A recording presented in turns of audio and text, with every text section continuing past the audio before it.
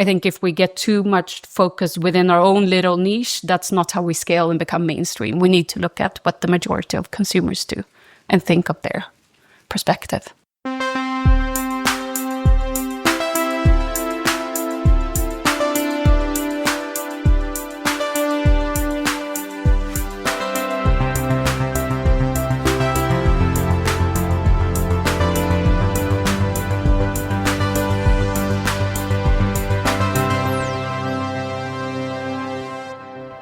Warm welcome to Heja Framtiden, the Swedish podcast on the future.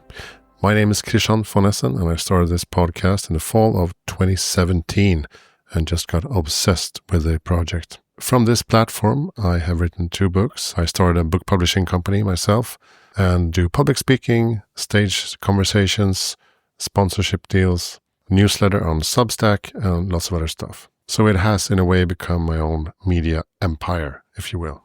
This episode is a conversation I had with Karin Armgarth. She's a manager for Sweden at a company called Swappy, which originated in Finland in 2016 and is now over 700 employees. Swappy basically buys old iPhones from private consumers, they refurbish them and sell them on their own marketplace. So I was very curious to learn how to scale a circular business model in a sustainable way. And that's what we're going to talk about today. The conversation takes place at Norrsken in Stockholm, Norrsken House. Norrsken Foundation is an amazing organization focused on helping impact companies to thrive. They have hubs in Stockholm, Brussels, Kigali in Rwanda, and Barcelona. And they offer everything from office spaces to accelerator programs, investments, and the whole ecosystem around that. So please check out norrsken.org, norrsken.org. Please get in touch with me if you're interested in any kind of collaboration. You can find me on LinkedIn. It's spelled Christian von Essen. And the website is hejaframtiden.se, where you can find all the other 100 or so English episodes if you're not Swedish speaking. Of course, check out swappy.com to learn more about their business model. All right, let's jump into the conversation with Karin Armgarth, Heja Framtiden, episode 593.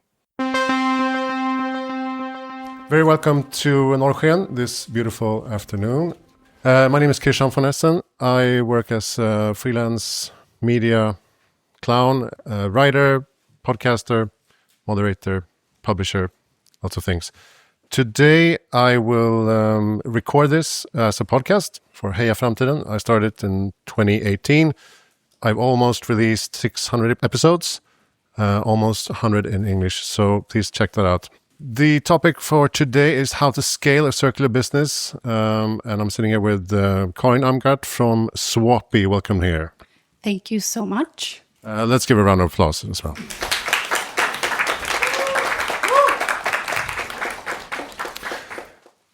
Country manager for Sweden.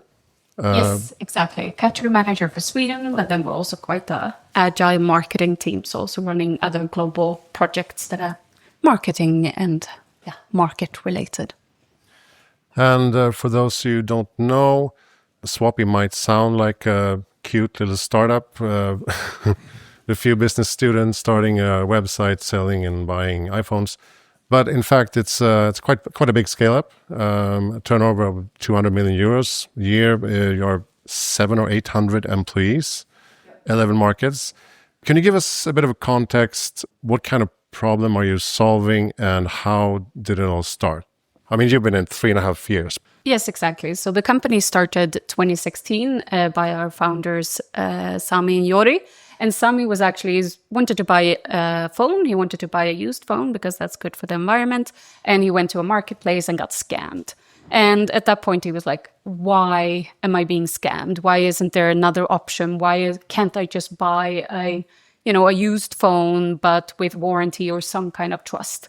And that's where the whole idea started. So by 2016, there were a small team, in an office where they decided to buy in phones, repair them, sell them on with warranty and trust, so everyone could feel like, okay, this is something I actually dare to do. There's no sacrifice here. And from that, it's grown a lot to the place where we're now, where we're both buying phones. That's a big focus. We are repairing ourselves, and then we're selling. And the whole thing that we offer is really about the trust and quality, because that's what people need in this category. And you focus only on iPhones, right? Why is that? Yes, correct. That's what we do. And I mean, a lot of, I think, circular companies often take a marketplace approach because there is, a lot of opportunities with a lot of different products, but we've chosen to be quite focused. iPhones is what we're experts at, and that's really to be able to offer the right kind of quality and to be able to really build the trust with consumers that these products, even though they're actually, used and then they're refurbished and sold again, they work just like new. And for us, when we started, to focus on iPhones, that's also when we're able to scale up our business in the right way and focus our investments in the right places to make it as good as it could possibly be. And can we get back a bit to the initial problem with e-waste, greenhouse gas emissions, resource challenges? What is the big picture here? Yeah, so I think every year globally there is about 1 billion new smartphones being sold. Most of that go to waste. Just in Europe, I think there's 62 million tons of waste every year that's related to this. And there is no reason for it. We know that a smartphone with small repairs, and even without that, can have 2 to 3 lives. So there is absolutely no reason for it. One of the other obstacles of this is also that a lot of this waste goes to developing countries where we don't control it. And then additionally, when we look at a singular phone that has about 80 kilograms of CO2, and 80% of that is in the actual production. So if we're able to extend the life, it's not only then, solving the waste problem, but also the CO2 emission issues. And it sounds like common sense to work with the circular economy like this. Why is it so difficult, do you think, to create a sustainable circular economy and at scale? Yeah, I think there's different parts. In a circular business, you got 2 different categories and 2 different things you want to do, because you want people to both sell to you and you want people to buy from you. I think if I look at this problem, for us, the buy side is the one that's most simple. We can look and compare to an iPhone category in itself, and we know what people need in that category. What do people want the most? They want the battery, they want the quality that can, that works, and that we tap into 100%. And when we do that, we can really see how we convince people. Just as an example, I think if we go back, how many years? I'm thinking it's like less than 5 years. There was about 5% in Sweden who ever tried refurbished. We have, times 5 that now. So there's been a lot of that. And also the consideration for buying has increased a lot. So it's plus 40% of Swedes that consider just our brand. So that has worked a lot. So that's on the buy side. You use category knowledge and all of that to really tap into it. But then on the sell side, I think that's also where we have the biggest challenge, because if we look today, 67% of consumers do not sell their phones onwards. In Sweden, 50% say they want to keep it as a backup. When we're, trying to probe, okay, do you really need that backup? Like, no one uses it as a backup. It's just a feeling. So for us, that's really been the difficult thing, because there isn't a category to just tap into. And when we reference things like, but people recycle bottles. Yeah, but bottles take up a whole kitchen. That's super annoying to have bottles there. Same with clothes. If you clean out your closet, you reward yourself with new. But phones in a drawer is just a thing people want to hold on to. So that's really our biggest challenge in this industry. But you also work a lot with storytelling and language. Because, you use the word refurbished. You do not use secondhand or pre-loved. Why do you think that is important?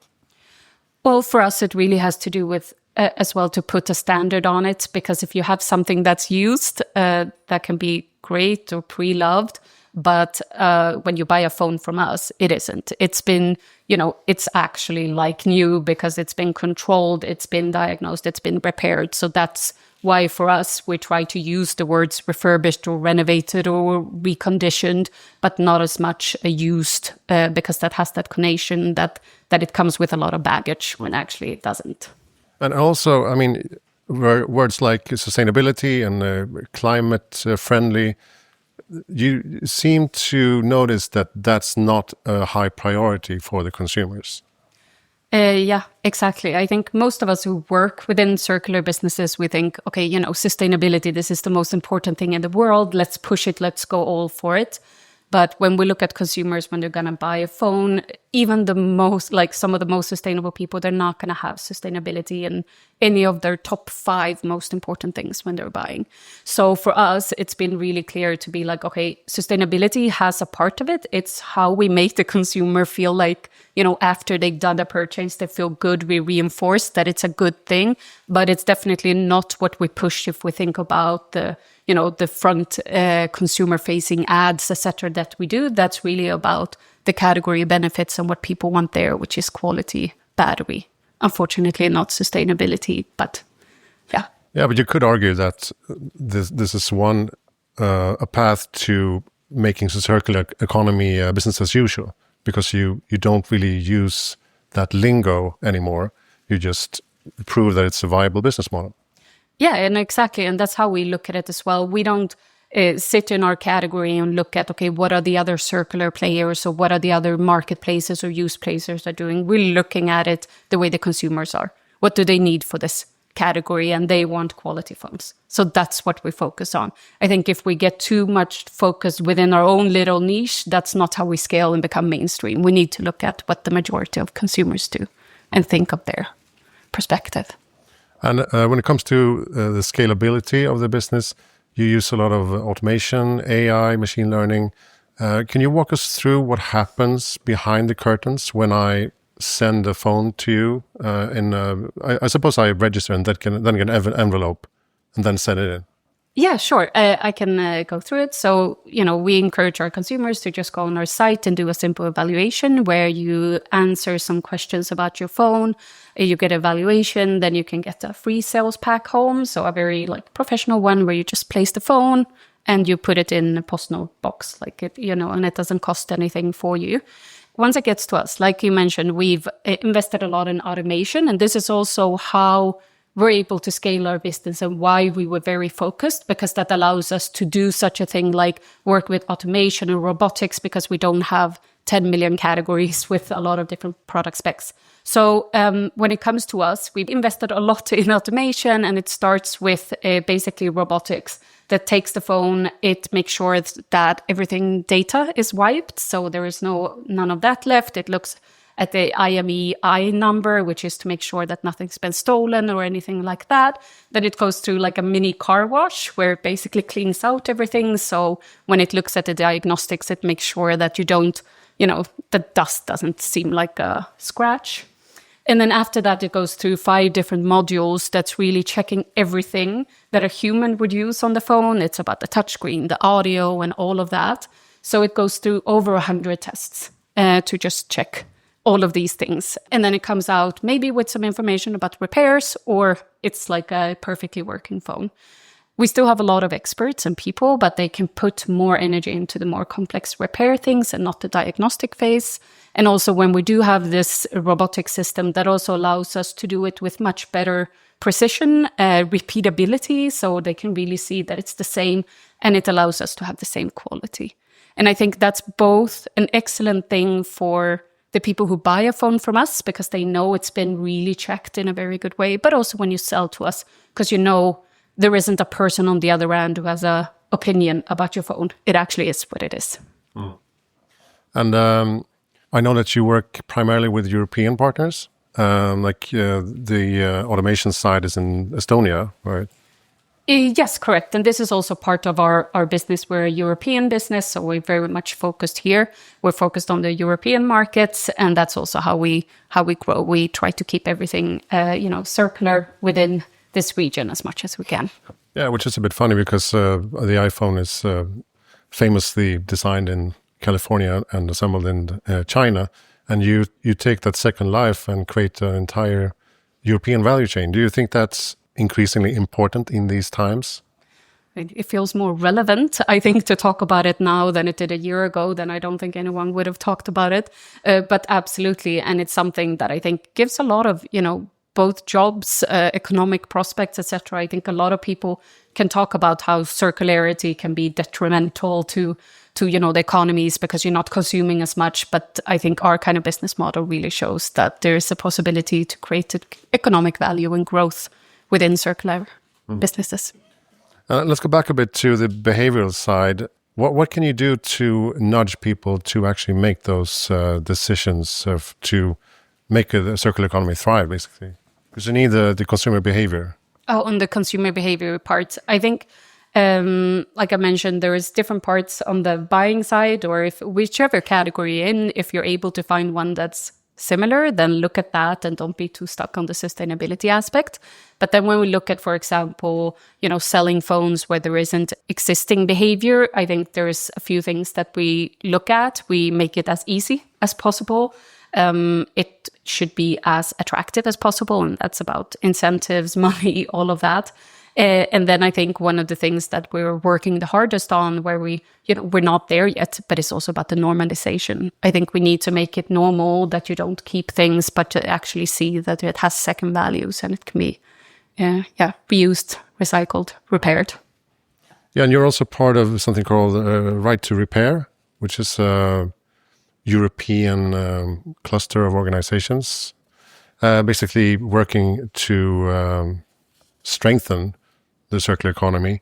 What kind of things are they talking about there? What kind of ideas can move this sector forward? It's super important for us. I think one of them has to do with fair competition. We want to make sure that there are, everyone's, that if you have a product, that there are manuals and documentations and repairable parts for everyone. It's also about consumer engagement, that consumers really understand more and that we communicate what their rights are. As a consumer, you do have the rights for a 14-day return, but you also have the right to repair your product, etc. There are also a lot of other topics that we do push a lot. So I have colleagues, public affairs, and we recently released a white paper in September 2024, which is very much focused on what needs to be done on an EU level. It's also things like we really want to focus on not exporting waste, because that's another issue where you basically take in electronic waste in Europe and then we export it instead of making use of it in a market here. And taxation seems to be a big issue as well, the VAT. Yeah, definitely. There are those issues as well. And I think that's also why there is a lot to learn from this white paper and from the work my colleagues in public affairs and legal are doing. So a lot to gain to make it fair, I would say, not only promote circular economy, but also to make it fair. Mm. And also finding skilled workers in this field seems to be a hurdle. Yeah, of course, that's also an interesting thing because, in a lot of industries, you could ask for experts, but refurbishing phones, that's something new. People haven't done that. So, of course, that's an important thing for us to invest into those skills and train people in the industry in general. So how do you make sure that, back to the practicalities, when I send my phone in, or when I want to buy a phone, how do I know that the battery doesn't die after 3 hours or that the operating system is too old for my apps? Is that a concern from the consumers? Of course it is. I think it matters a lot. So like I said, the most important thing is functionality for us. We really think we offer both a standard battery, which works very well, always offering plus 86% capabilities, because we know that means that a phone lasts a full day, and that's what consumers want. There is also opportunity to offer new batteries or to buy a new battery. And then we obviously have warranty, etc., like you would buy from any kind of electronics, that there always is that safety net. It's just like buying new, but better. And what do you see moving forward from Swappy's perspective? Are you moving into new markets across the globe, or are you focusing still on Europe? Are you moving into other verticals? We're trying new things, I would say. So there is definitely a lot. We're just in the infancy, I would say that. We're focused on iPhones. Like, for example, in Sweden, 50% of all phones are iPhones. So that's like, a major opportunity for us. But there is a lot of opportunities outside of that, looking at other product categories that are relatable. And I'm sure there's going to be something coming in the next year or so. I'm sure. Okay. Yeah. I'm soon going to open up to the audience for questions. But I have 3 questions that I usually ask in the podcast. One is, what's your best tip for making the world a better place in the future? I think it's finding maybe your thing that you're really passionate about and doing that. But I also think about circularity, like circular consumption means everything. Do you have any good reading tip or podcast tip?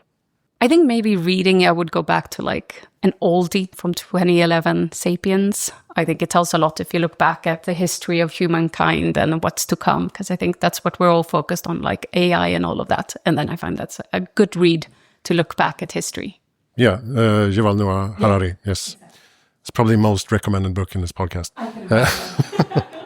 Sorry, you're special in other ways. Who do you think I should interview? Ooh, good question. I think maybe I will add someone who's done some work for Swappy as well, Karin Armgarth. She's a Gen Z trend storytelling expert, but she's very inspirational. And I think that's helped us as well. We're, if we look at Gen Z and below, we're one of their most loved brands. So I think she has a lot to contribute in that as well and talking about the future. She's an inspirational person. Yeah, she's really nice. But so how did you tap into the Gen Z segment? I think it was already from the beginning. Like the story I used to say was we didn't have a lot of, creative skills, not a lot of money to build on that. So what did we use? We used UGCs. And that was a way of user-generated content, basically. And that worked really well with the young consumers. I think it's also if you're 17-year-old and you see that there is an option to buy a phone from a better thing, that is a good argument for your parents as well. So I think that's also helped us. We've seen quite clearly that we're the strongest in the 18 years of age and their parents. So, okay. Yeah. Interesting. Great. Thank you, Karin Armgarth, for joining Norrsken and Heja Framtiden, this beautiful conversation. Yeah, thank you so much for having me. It was super fun. My name is Karin Armgarth. Thank you so much for listening to Heja Framtiden, and we'll see you next time here at Norrsken. Enjoy your afternoon. Thank you.